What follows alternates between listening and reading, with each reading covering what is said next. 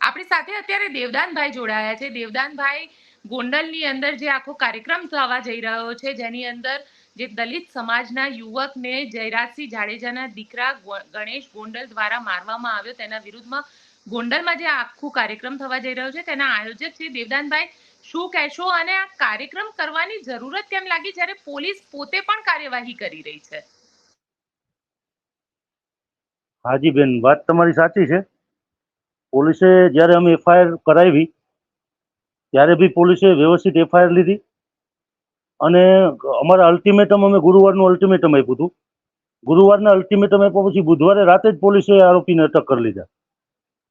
બરોબર, પણ અમારા મગજમાં બે વિચારો આવેલા. એક તો એક એ વિચાર હતો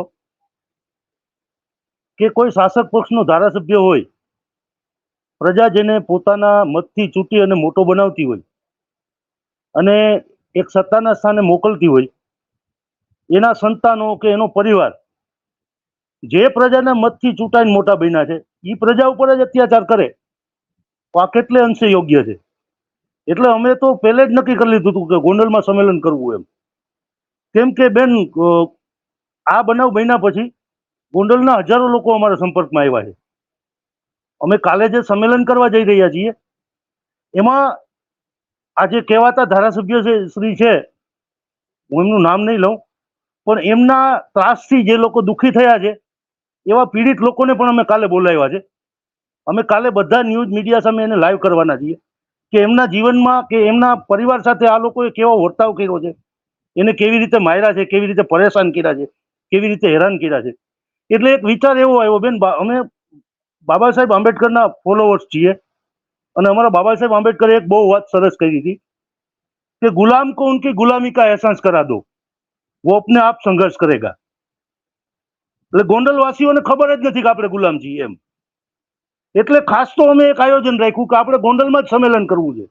આ દેશ લોકશાહી દેશ છે, આ દેશ સંવિધાનથી ચાલતો દેશ છે. સંવિધાન કાયદો આ દેશમાં ગોંડલને પણ લાગુ પડે છે. ગોંડલમાં આપણે કોઈની સામે રેલી પણ કરી શકીએ, કોઈની સામે ધરણા પણ કરી શકીએ, કોઈની સામે સંમેલન પણ કરી શકીએ. પછી સામે ગમે એવી તોપ ભલે ને હોય બેન. એટલે એટલા માટે અમે પહેલા તો ગોંડલ પસંદ કર્યું. એક વાત. બીજી વાત એ કે એફઆઈઆર થઈ, એફઆઈઆર ની અંદર બેન એક નામ છે ગણેશ ગોંડલ. મૂળ જે અમારી એફઆઈઆર છે, એફઆઈઆર ની અંદર એક જ નામ છે ગણેશ ગોંડલ અને 10 અજાણ્યા શખ્સો. 10 શખ્સો કેવા છે? અનઆઇડેન્ટિફાઈ થયેલા છે, અજાણ્યા છે. બરાબર? હા બેન, મને અવાજ આવે છે તમને? જી બિલકુલ, આપનો અવાજ આવી રહ્યો છે. તો 10 લોકો અનઆઇડેન્ટિફાઈ થયેલા છે. હવે જુનાગઢ પોલીસે અમારી ફરિયાદ તો લઈ લીધી, અમે કીધું એ પ્રમાણે, પણ જુનાગઢ પોલીસે પેલા 3 આરોપીઓને અટક કર્યા. આપ જાણો છો કે 3 આરોપીઓ પ્રથમ અટક થયા. તો હવે અનઆઇડેન્ટિફાઈ આરોપીઓને પોલીસ કેવી રીતે અટક કરી શકે એ મને સમજાવો. મુખ્ય આરોપીનું નામ ગણેશ છે અને એના ભેગા 10 અજાણ્યા શખ્સો હતા. તો ગણેશ ભેગું કોણ હતું એ કોણ કહી શકે? કહી શકે. તો જે અનઆઇડેન્ટિફાઈ જે આરોપીઓ હતા એને પોલીસે પેલા અટક કર્યા. સમજો છો મારી વાત? દેવભાઈ, તમારો અવાજ પ્રોપર નથી આવતો. તમારા ઇયરપીસ ને એકવાર ફરીથી ભરાવી દો ને. હેલો. જી જી, આવ્યો અવાજ, હવે પ્રોપર આવ્યો. યસ, હા જી. હું આપને એ કહું છું બેન કે જે મૂળ એફઆઈઆર છે, મૂળ એફઆઈઆર માં એક ગણેશનું નામ છે, એક ગણેશનું નામ છે ને 10 અજાણ્યા શખ્સો છે. બરાબર? મારો અવાજ આવે છે બેન? બિલકુલ આવી રહ્યો છે આપનો અવાજ. હા, એટલે હું એમ કહું છું કે એક ગણેશનું નામ છે એફઆઈઆર માં અને 10 લોકો બીજા છે પણ એ અજાણ્યા છે. કેવા છે? અજાણ્યા છે. તો પોલીસ ભગવાન હતી કે આ 3 જણાને પહેલા અટક કર્યા એ અજાણ્યામાં પૈકી ના જતા એમ? સમજો છો મારી વાતને? પણ એ તો પોલીસની ઇન્વેસ્ટિગેશનનો મામલો છે ને, કારણ કે દેવદાનભાઈ સવાલ અહીંયા એ પણ ઊભો થઈ રહ્યો છે ને, કારણ કે પોલીસ તો હવે ઇન્વેસ્ટિગેશન કરી રહી છે. પોલીસ પાસે ક્યાંક કોઈક એવા એવિડન્સ આવ્યા હશે, કોઈ સીસીટીવી ફૂટેજ પણ પોલીસને મળ્યું છે, અને આજે અમારું પોલીસ સાથે જે વાતચીત થઈ તેના પ્રમાણે પોલીસનું કહેવું છે કે લોકોએ એવું કે આરોપી બીજા હતા એ લોકો એવું કબૂલ પણ કર્યું છે કે હા એને લઈ ગયા હતા ને માર્યો. બરાબર છે, એ વાત તમારી સાચી છે. એટલે સાંભળો મારી વાત. પછી અમારી બીજી એક માંગ હતી. એક માંગ અમારી એવી હતી કે આ લોકો છે ને આખી ગેંગ છે અને ઓર્ગેનાઇઝ ક્રાઇમ કરે છે. તો જ્યારે ઓર્ગેનાઇઝ ક્રાઇમ કોઈ ગેંગ કરતી હોય તો એની સામે ગુજરાત સરકારે એક નવો કાયદો બનાવેલો છે. એનું નામ છે ગુજસી કોડ. ગુજસી કોડની કલમો એફઆઈઆરમાં ઉમેરવી જોઈ હતી, એ ઉમેરી નથી એમ. એક માગણી અમારી એ હતી. બીજી માગણી અમારી એ હતી બેન કે આજે બનાવ બન્યો ને એ રાતે 11 વાગે પહેલા બન્યો. પેલા રાતે 11 વાગે બનાવ બન્યો જુનાગઢમાં. પછી જે પેલો સંજય હતો, સંજયના પપ્પા રાજુભાઈ અને એ લોકો સ્થળ ઉપર આવી ગયા. સ્થળ ઉપર આવીને એને સમાધાન કરી લીધું ને પેલા કઈ આ તો ગણેશ છે, જયરાજસિંહનો દીકરો છે, આને જવા દો ભાઈ, અત્યારે પૂરું કરો ભાઈ. પછી એ આગળ ગયા ને કોકે એને મળ્યું રસ્તામાં ને એને કોકે એવું કીધું કે આ લોકો તો દલિત હતા એમ. એ લોકોએ તમને પેલું કર્યું, તમારી ગાડીની ચાવી કાઢી લીધી, તમારે એને માથાકૂટ કરી. એટલે એને શું થયું ખબર નહીં. 2:30 વાગે એ લોકો પાછા આવ્યા. 2:30 વાગે આવીને એને પાછો ઉપાડી ગયા. સમજ્યા બેન આખી વાત? એટલે એને પછી ગુનાહિત કાવતરું રીચું કહેવાય. કાયદાની ભાષામાં શું કહેવાય?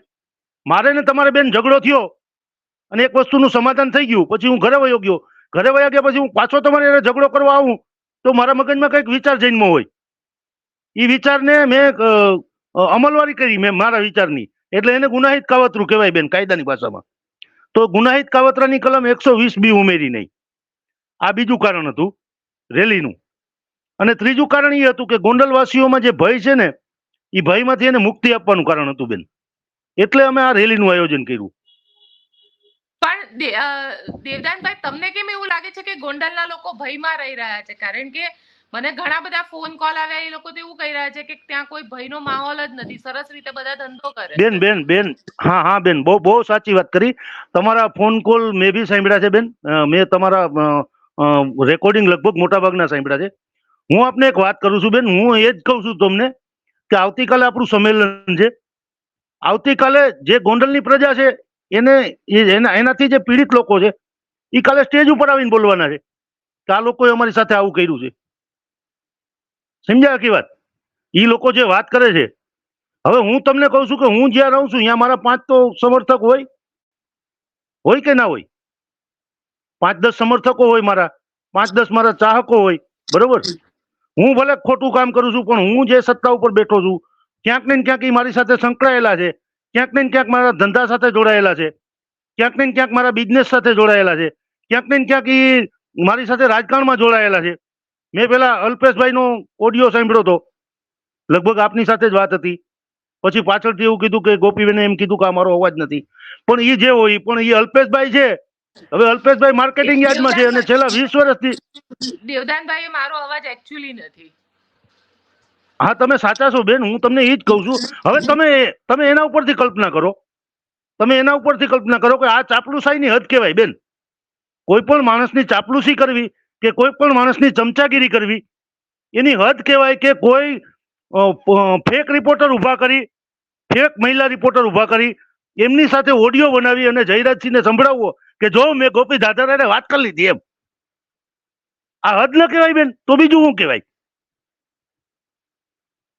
આ ચાપલુસાઈની અને ચમચાગીરીની હદ કહેવાય બેન. એટલે આવા લોકો છે ને જે એના ચમચાઓ છે, જે એના ચમચાઓ છે એ તમને ફોન કરીને, મીડિયાને ફોન કરીને પરેશાન કરી રહ્યા છે.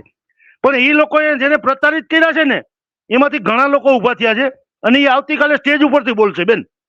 હું આપને વિનંતી કરું છું કે કાલે અમારો જે સભાનો કાર્યક્રમ છે એ આપની ચેનલ દ્વારા લાઈવ કરવામાં આવે.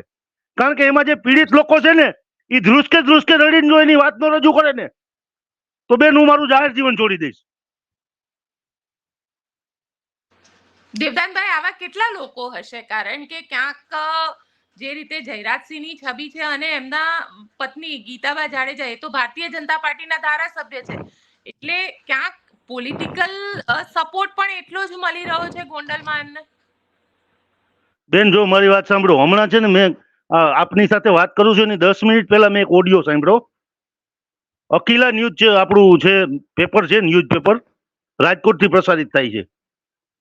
અકિલામાં આજે એવા ન્યૂઝ આવ્યા છે કે સવારે માર્કેટિંગ યાર્ડ બંધ રહેશે ને 84 ગામો બંધ રહેશે ગોંડલના.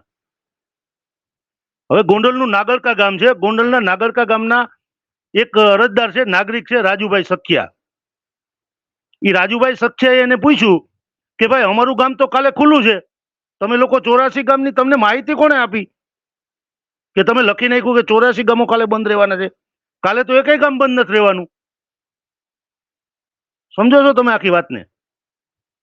એટલે ક્યાંક ને ક્યાંક અમુક એવા જે મીડિયા, હું તમને બેન ધન્યવાદ આપીશ, નિર્ભય ન્યૂઝને હું ખરેખર ધન્યવાદ આપું છું કે તમે આ મુદ્દાને વ્યવસ્થિત લીધો, પહેલેથી વ્યવસ્થિત લીધો. અને તમારા જેવા 2-4 ન્યૂઝ ચેનલોને લીધે જ આ પ્રશ્નને બેન એટલું પ્રાધાન્ય મળ્યું. અને એક ધારાસભ્યના સંતાનને આપણે ગુનો કરતા અટકાવી શક્યા, કે એને એક કાયદાનું કે સંવિધાનનું આપણે ભાન કરાવી શક્યા, કે એને તાત્કાલિક પોલીસને અટક કરવા પડ્યા, સરકાર ઉપર પ્રેશર આવ્યું, પોલીસ ઉપર પ્રેશર આવ્યું અને આપણે કાર્યવાહી કરાવી શક્યા. બેન વાસ્તવિકતા બેન જુદી છે, ગ્રાઉન્ડ ઉપર વાસ્તવિકતા બિલકુલ જુદી છે. તમે ઓન ઓફ ધ કેમેરા પૂછો ને બેન, કેમેરો બંધ કરીને ગમે એને પૂછો અને કોઈ સારી વાત કરે ને તો હું મારું જાહેર જીવન છોડી દઈશ.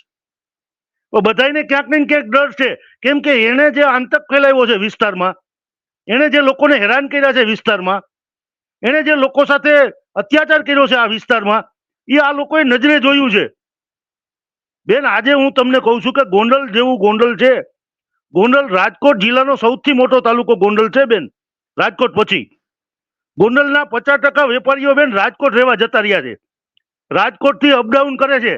સવારે બેન રાજકોટથી ગોંડલ આવે, વેપાર કરે, સવારે દુકાન ખોલે, સાંજે બેન દુકાન પૂરી કરી અને પાછા બસમાં બેસીને રાજકોટ જતા રહી. 50% લોકોએ બેન ગોંડલ છોડી દીધું છે. સરકારે વિચારવું જોઈએ અને ભારતીય જનતા પાર્ટીએ વિચારવું જોઈએ. આ માનવતાની અને શું કહેવાય, અત્યાચારની પરાકાષ્ઠા કહેવાય બેન, કે કોઈ વેપારીઓ, કોઈ સારા લોકો કે જે લોકો વેપાર ધંધા સાથે સંકળાયેલા છે, જેને રાજકારણ સાથે લેવા દેવા નથી, જેને કોઈ બબાલો સાથે લેવા દેવા નથી, એવા સીધા લોકો જ્યારે ગોંડલ છોડીને જતા હોય અને રાજકોટથી અપડાઉન એટલા લોકોને કરવો પડતો હોય, તો બેન આ વાસ્તવિકતા છે. આ એક અભ્યાસનો વિષય છે, આવું મારું માનવું છે. પણ દેવદાનભાઈ, સવાલ અહીંયા એ ઉભો થઈ રહ્યો છે ને, કારણ કે ગણેશ ગોંડલ તો હું જેટલું સમજુ છું અને જેટલું જાણું છું એટલું, ગણેશ ગોંડલની તો અરેસ્ટ થઈ ગઈ છે અને અત્યારે તો જેલના સળિયાની પાછળ છે. હવે આ આખું, કારણ કે ત્યાં આગળ કાલે વર્ગ વિગ્રહ પણ થઈ શકે, ત્યાં આગળ પરિસ્થિતિ ઘણી ટેન્સ પણ થઈ શકે. નહીં બેન, વર્ગ વિગ્રહ નહીં થાય. અમે બેન કાયદાને માનવાવાળા લોકો છીએ, સંવિધાનમાં માનવાવાળા લોકો છીએ અને અમે કોઈ એવું કામ નથી કરવાના. અમે બધા અમારી મર્યાદામાં જ જવાના છીએ. કાયદાને નિયમ મુજબ અમે મંજૂરીઓ પણ લીધી છે, વહીવટી તંત્રએ અમને મંજૂરી આપી છે અને વહીવટી તંત્રની મંજૂરી લઈને જ અમે રેલી કરી રહ્યા છે. અમે સામેથી વહીવટી તંત્ર પાસેથી વિડીયો શૂટર માંગ્યા છે, એજ્યુકેટિવ મેજિસ્ટ્રેટ માંગ્યા છે કે અમને તમે આ પ્રોવાઈડ કરો. અમે કોઈ તોફાન કરવા નથી જઈ રહ્યા, અમે લોકોને એ દિલાસો આપવા જઈ રહ્યા છીએ કે તમે લોકશાહીમાં જીવો છો. ગોંડલની પ્રજાને અમે એ દિલાસો આપવા જઈએ છીએ કે તમે લોકશાહીમાં જીવો છો. આ દેશમાં સંવિધાનનું રાજ છે, આ દેશમાં કોઈ સિંહનું કે કોઈ બકરીનું રાજ નથી, એ સાબિત કરવા માટે જાય છીએ. બાકી તો જે નિયમ મુજબ થવાનું છે એ થવાનું છે બેન. અને આ હવે સબ જ્યુડિશિયલ મેટર છે, આપ સાચું કહો છો કે હવે સબ જ્યુડિશિયલ મેટર થઈ ગઈ છે અને કોર્ટમાં પણ અમે ભરી પીશું એને, એમાં અમે મૂકશું નહીં બેન. પણ આ જે બનાવ બન્યો એ પછી જે ગોંડલની લોકોને અમારા સંપર્કમાં આવ્યા પછી અમને એવું જાણવા મળ્યું કે ગોંડલમાં લોકો હજી અત્યાચારનો ભોગ બને છે, તો એના સુધી કાંઈક સરકાર કે લોકતંત્ર જેવું છે એ સાબિત કરવું જોઈએ બેન. અચ્છા, તમારી પાસે કેટલા લોકો આવ્યા જે લોકો એવું કહે છે કે જયરાજસિંહના માણસોએ કે જયરાજસિંહે કે ગણેશ ગોંડલે તેમને માર્યા? અત્યાર સુધીમાં બેન 5 પરિવારો આવ્યા છે અમારી પાસે અને એ 5 પરિવારોને અમે સવારે લાઈવ કરશું. 5 પરિવારો આવ્યા છે બેન. હવે હું તમને એમ કહું કે બેન એક વાત, મારી વાત સાંભળો. તમે બજારની અંદર ચાલ્યા જતા હો, તમારું નાનું બાળક હોય, 5-10 વર્ષનો દીકરો હોય કે દીકરી હોય, એની આંગળી પકડીને તમે હાલ્યા જતા હો બજાર વચારે અને તમારી બાજુમાંથી 1.5 કરોડ રૂપિયાની ગાડી 140ની સ્પીડે પસાર થાય તો તમને કેવો અનુભવ થાય? જસ્ટ પૂછું છું બેન, એક તમારા ભાઈ તરીકે તમને પૂછું છું કે તમને કેવો અનુભવ થાય? 140ની સ્પીડે તમારું બાળક તમારી આંગળી પકડીને હાલ્યું આવતું હોય અને કોઈ 140ની સ્પીડે બજારમાંથી ગાડી કાઢે બેન, તો તમને કેવો અનુભવ થાય મને કયો? એ અનુભવ છે ને ગોંડલ વાળાનો રોજ થાય છે. આ વાસ્તવિકતા છે બેન, ખોટી વાત નથી, આ વાસ્તવિકતા છે. પણ કોઈ બોલતું નથી બેન. સિંહ ને કોણ કહે કે તારું મોઢું ગંધાઈ છે એમ? આ એવી વાત છે. એટલે તમને એવું લાગે છે કે ત્યાં હજી પણ ડરમાં લોકો રહે છે? હા શ્યોર બેન, 110% ડરમાં રહી છે બેન, 110% ડરમાં રહી છે બેન. એટલે જ અમે આયોજન કર્યું, નકર તો અમે જુનાગઢમાં સંમેલન કરી શકતા હતા. સંમેલન તો ગમે ત્યાં થઈ શકે ને બેન. જુનાગઢ તો અમારું હોમ ટાઉન છે. સાંભળો, અમે માની લ્યો કાલ 5000 માણસોને લઈને જાશું, જુનાગઢમાં કર્યું હોત તો અમે 5000ની જગ્યાએ 20000 ભેગા કરી શકત, કારણ કે એ અમારું હોમ ટાઉન છે. પણ અમે ગોંડલ શું કામ પસંદ કર્યું? ગોંડલ પસંદ કરવા પાછળનું કારણ આ હતું કે ગોંડલની પ્રજામાં જાગૃતિ આવે કે અમારી સાથે જે થઈ રહ્યું છે એ કાયદા વિરુદ્ધનું થઈ રહ્યું છે, નિયમ વિરુદ્ધનું થઈ રહ્યું છે.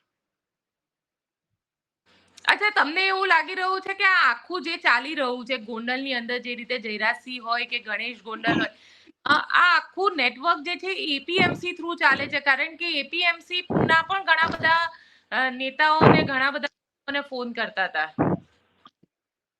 બેન એપીએમસી એવી વસ્તુ છે, મારી વાત સાંભળો, એપીએમસી છે ને એ આખો સહકાર ક્ષેત્ર છે, અને સહકારી ક્ષેત્ર છે ને એની ઉપર જે આપણે વાત કરીએ છીએ જયરાજસિંહની, એમની ખૂબ સારી પકડ છે. સમજો, એપીએમસીમાં કોને ડિરેક્ટર બનાવવો, કોને સભ્ય બનાવવો, કોને સાથે લેવો, કોને સામે રાખવો. અને બેન ગોંડલની એપીએમસી છે ને એ આખા ગુજરાતની પહેલા નંબરની એપીએમસી છે. એ જયરાજસિંહને કારણે નથી, તમને હું સમજાવું. તમને લોકો એમ કહેતા હોય કે જયરાજસિંહને કારણે એપીએમસી પહેલા નંબરે છે, એ ગોંડલના ખેડૂતોને કારણે છે. કારણ કે ગોંડલના ખેડૂતો છે ને બેન, મરચાનું એટલું જબરજસ્ત ઉત્પાદન કરે છે, એટલા મહેનતુ ખેડૂતો છે ગોંડલના, કે આખા ગુજરાતને નહીં આખા ભારતને ગોંડલ મરચું પૂરું પાડે છે બેન. એટલે ગોંડલની એપીએમસી છે ને એ આખા રાજ્યની શ્રેષ્ઠ એપીએમસી છે, અને સારી એપીએમસી છે, અને સદ્ધર એપીએમસી છે. હવે એ એપીએમસી ઉપર એનો કબજો છે બેન. હવે તમે આ ન્યૂઝ ચેનલના એડિટર છો ને હું તમારો રિપોર્ટર છું, તો મારે તો તમને કુર્નિશ બજાવવી જ પડે કે ના બજાવવી પડે? આ એવી વાત છે. આપ કહી રહ્યા છો કે જે રીતે ત્યાં આગળ, અચ્છા, પણ સવાલ એ બી ઉભો થાય છે ને કે કારણ કે ઘણા બધા ક્ષત્રિય એકલા નહીં, પાટીદાર પણ જયરાજસિંહના એટલા જ સમર્થનમાં છે. બેન કાલે પાટીદાર લોકો પણ આવવાના છે. કાલે અમારા સંમેલનમાં પાટીદાર લોકો પણ આવવાના છે. બરાબર, એ પણ કહેશે કે અમારી ઉપર શું આમણે ધૂળમો કર્યા છે એમ. બેન નિલેશ રૈયાણી પાટીદાર જ હતો, અને નિલેશ રૈયાણી હત્યા કાંડમાં આ જયરાજસિંહ જાડેજાને જન્મટીપની સજા થયેલી છે બેન, અને સુપ્રીમ કોર્ટે એમને જામીન આપેલા છે. કદાચ આપને ખબર નહીં હોય, હું આપને જાણ કરું છું. નિલેશ રૈયાણી પાટીદાર જ હતો, એની હત્યા કરેલી છે બેન, અને એમાં એમને જન્મટીપની સજા થયેલી છે, અને એમાં સુપ્રીમ કોર્ટના જામીન ઉપર છે ભાઈ અત્યારે.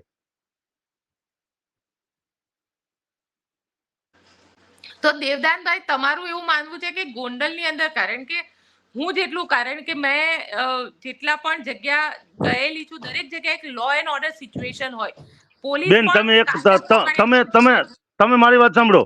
તમારે ન્યૂઝમાં એવી કોઈ જોગવાઈ હોય કે લોકોનો ચહેરો બતાવ્યા વગર એની વાત રજૂ કરી શકાય, તો હાલો તમે મારી સાથે, હું તમને 200 જણાને ઇન્ટરવ્યુ કરાવી દઉં, ગોંડલમાં જ કરાવી દઉં, કે એનો 200 ચહેરો છે ને ઢાંકી.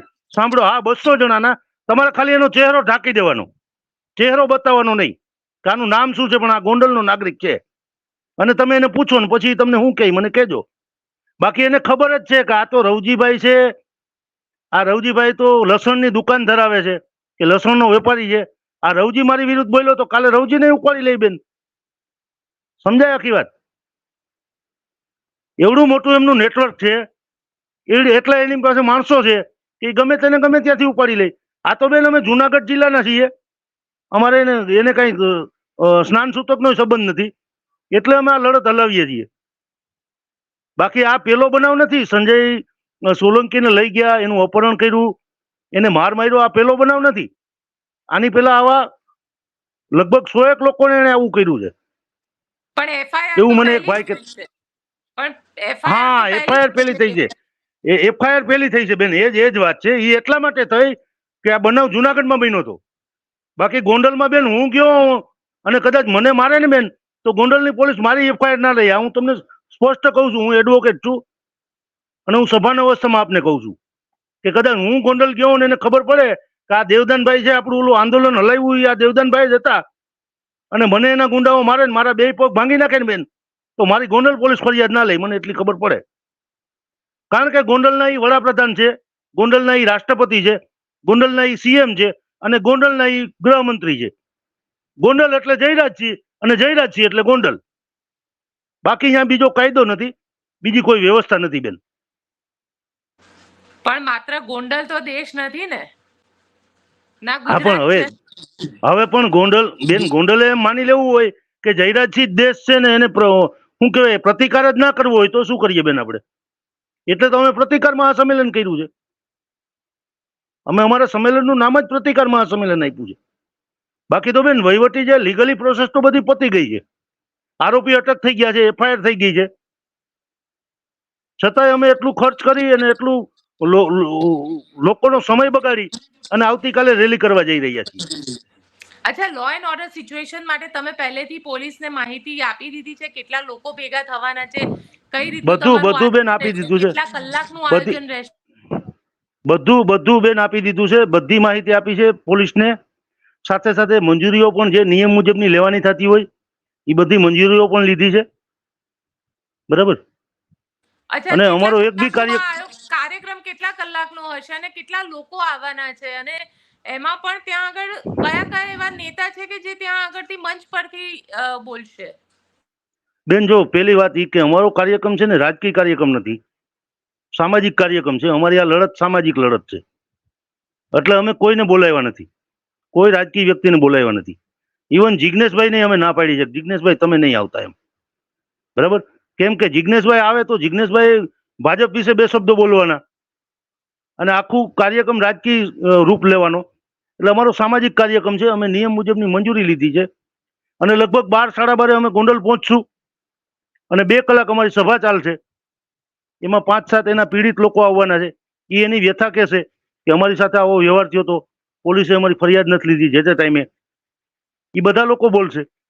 બીજા સામાજિક આગેવાનો છે બધા, સૌરાષ્ટ્ર આખાના સામાજિક આગેવાનો આવવાના છે.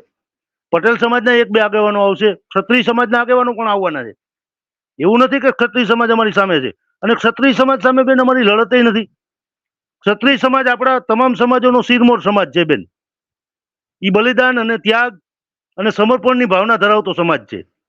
એ લોકોએ આ દેશની સંસ્કૃતિ, આ દેશની સભ્યતા, આ દેશના ધર્મ અને આ દેશની બેન દીકરીની ઇજ્જત માટે આજીવન સંઘર્ષ કર્યો છે. એ સમાજ છે, એની સામે આપણી લડત હોય જ નહીં બેન. આપણી લડત ખરેખર એક પરિવાર સામે છે અને એક પરિવારના આંતક સામે છે બેન. બિલકુલ દેવદાનભાઈ, આપ જે રીતે કહી રહ્યા છો કે એક પરિવારના આતંક સામેની આ લડાઈ છે અને આવતીકાલે તમારા લોકોનું આજે સંમેલન થશે, તે સંમેલન પણ મળશે અને ત્યારે પણ ન્યૂઝને લઈને આપની સાથે ચર્ચા કરતા રહીશું. આપ અત્યારે નિર્ભય ન્યૂઝ સાથે જોડાયા તેના માટે આપનો ખૂબ ખૂબ આભાર. થેન્ક યુ બેન. આપે પણ અમને આપની સાથે જોડ્યા અને અમારી વાતને વધુ મજબૂતાઈથી રજૂ કરી. આભાર. બિલકુલ, અમે અમારો ધર્મ અદા કરતા રહીશું. થેન્ક યુ બેન, થેન્ક યુ. આભાર. તમારા જેવા લોકોને લીધે જ નાના લોકોનો અવાજ સરકાર સુધી પહોંચે છે બેન. આભાર આપનો. Thank you દેવદાનભાઈ.